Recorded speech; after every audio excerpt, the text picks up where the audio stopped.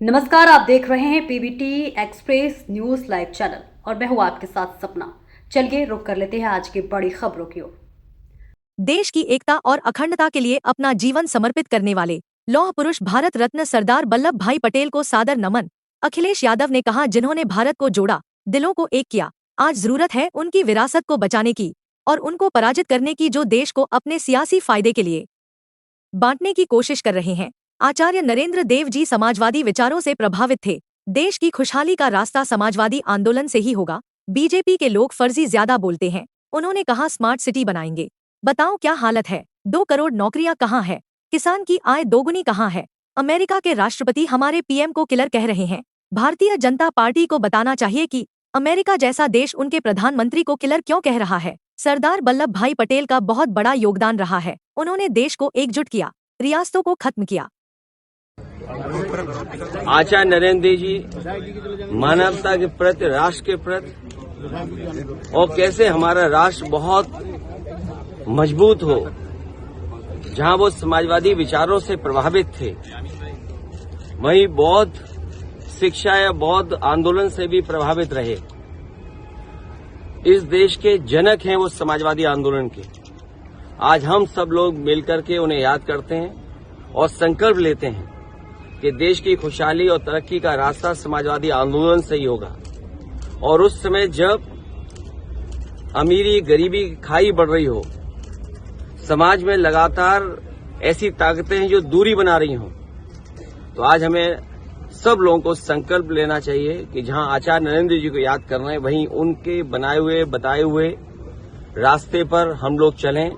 समाजवादी आंदोलन के साथ साथ इतने विद्वान व्यक्तित्व और जिन्होंने शिक्षा के क्षेत्र में न केवल खुद अपनी पर्सनालिटी को डेवलप किया, बल्कि समाज और आने वाली पीढ़ी को हमेशा वो प्रभावित करते रहे।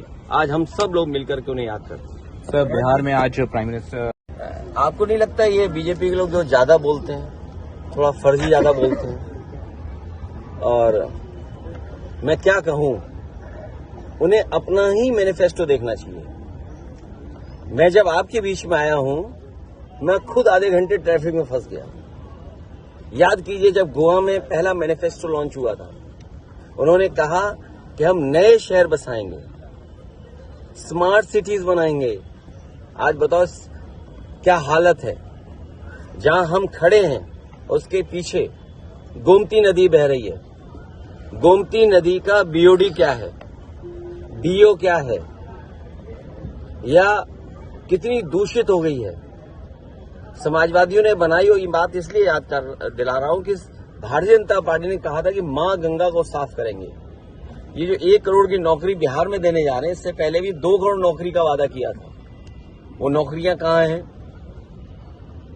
किसान की आय दोगुनी का वादा किया था, वो किसान की आय दोगुनी कहां है? आज धान कोई नहीं खरीद रहा है, और धान खरीदा भी जा रहा है तो किस कीमत पे खरीदा जा रहा है? ये सरकार जो कहती थी हम खुशहाल बनाएंगे किसानों को, आज खाद कहां है, डीएपी कहां है? और फिर डॉलर को लुढ़कते हुए देखते थे उस समय। आज क्या डॉलर लुढ़क रहा, वो नहीं दिखाई दे रहा। और अमेरिका के राष्ट्रपति समय समय पर प्रधानमंत्री जी को याद दिलाते हैं, बीजेपी को याद दिलाते हैं कि आपका रास्ता क्या है। टैरिफ लग रहा है और सुनने में आ रहा है कि भारत सरकार ने अंदर ही अंदर अमेरिका का दबाव स्वीकार किया है।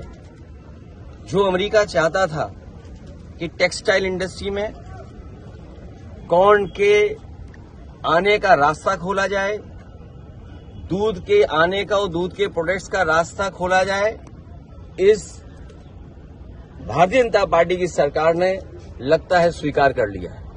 आपके जो महागठबंधन, वो कह रहे हैं कि कांग्रेस ने जो है सरदार पटेल की लेगेसी को नहीं माना और आतंकवाद के सामने झुक गई। सरदार पटेल जी का बहुत बड़ा योगदान रहा है। जिस तरह आज हम आचार्य नरेंद्र देव जी को याद कर रहे हैं, सरदार पटेल जी का भी बहुत बड़ा योगदान रहा है। जहां देश को एकजुट किया, रियासतों को खत्म किया, देश हमारा कैसे मजबूत दिखाई दिया। और लौह पुरुष किसान के लिए खड़े रहना, इसीलिए सरदार पटेल की उपाधि मिलना, उनके योगदान को हम कभी भुला नहीं सकते। और आज ये कहना कि कल क्या हुआ था, तो याद रखना चाहिए भारतीय जनता पार्टी को कि उनकी पेरेंटल पार्टी जहां से वो बीजेपी निकली है उस संस्था को बैन किया था सरदार पटेल। और आज जरूरत वही है कि कोई सरदार पटेल बने इस देश में और इस विचारधारा पर फिर बैन लगे। आरएसएस करते हैं ना जब वो रैली संबोधित करते बिहार में। अमेरिका के राष्ट्रपति हमारे प्रधानमंत्री जी को किलर कह रहे हैं। भारतीय जनता पार्टी को बताना चाहिए कि अमेरिका जैसा देश उनके प्रधानमंत्री को किलर क्यों कह रहा है। सर, बिहार में विपक्ष के समर्थकों की हत्या की जा रही है। फिलहाल इस खबर में इतना ही। दीजिए इजाजत। नमस्कार।